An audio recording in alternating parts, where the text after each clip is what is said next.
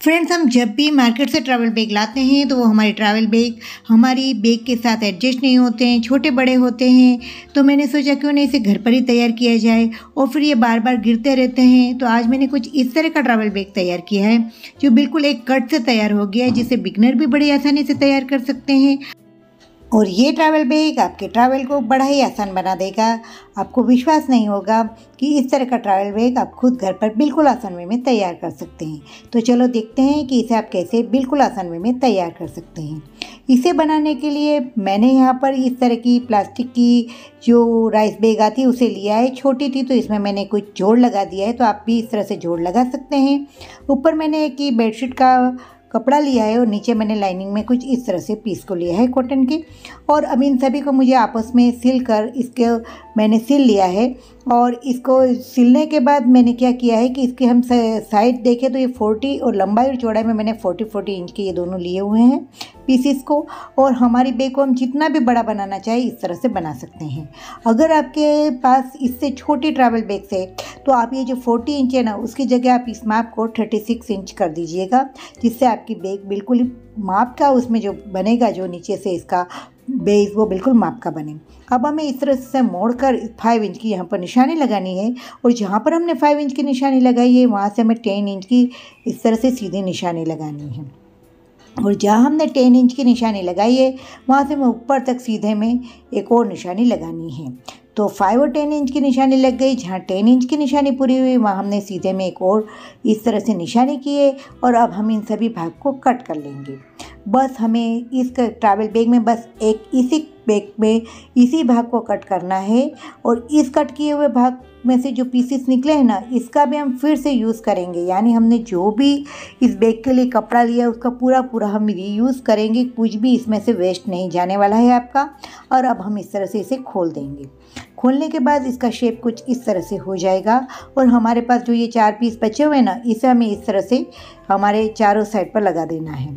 अब हमारे ये 2 साइड तो छोटे रहेंगे और ये साइड थोड़े कुछ इस तरह से हैं, तो इस पर हम लगाएंगे। पहले मैं इस तरह की जो मिडल के यहाँ के बड़े भाग है वहाँ के पीस को आपको बता रही हूँ। तो हमें सिंपली इसका क्या करना है कि मिडल भाग लेना है यहाँ पर।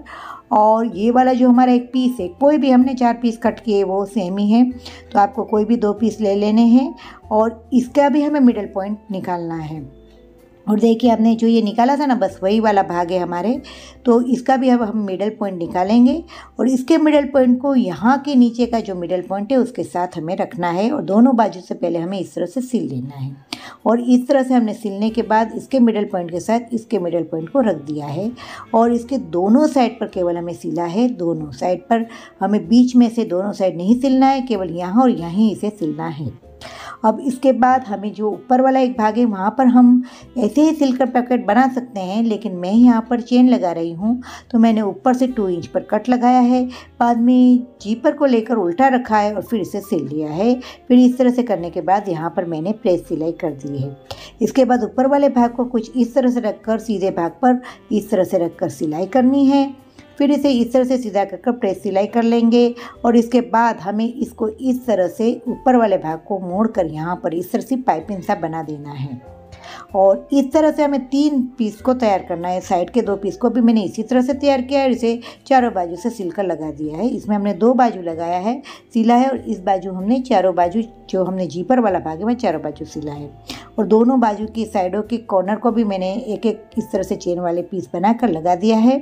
इसमें जो एक्स्ट्रा है उसे हमें कट कर देना है। अब इसके बाद हमें जो है इस पीस को लेना है एक, और इसकी इस तरह से पाइपिंग बना देनी है। और ये दोनों साइड पर हमें जहाँ पर बेल्ट लगाने वाले हैं उस साइड लगाना है। बेल्ट मैंने यहाँ पर 55 इंच के 2 पीसेस को लिया है। और जहाँ तक हमने ये पॉकेट लगाया ना, बस उतने भाग में हमें इसे सिल लेना है और मजबूत कर देना है। यहाँ मैंने तैयार बेल्ट को लिया है, आप हाथ से कपड़े की भी बेल्ट बना सकते हैं। अब मैंने जो हमने पाइपिंग तो लगा ही दी है फ्रेंड्स, इसीलिए हमें क्या करना है कि हमने सिंपल से जीपर को लेना है, सीधे भाग को इस तरह से लगा देना है। इसके बाद मैंने इसमें 2 रनर लगाए हैं, जिससे क्या होगा फ्रेंड कि हमें अगर इसमें लोग भी लगाना है तो हम लगा सकते हैं।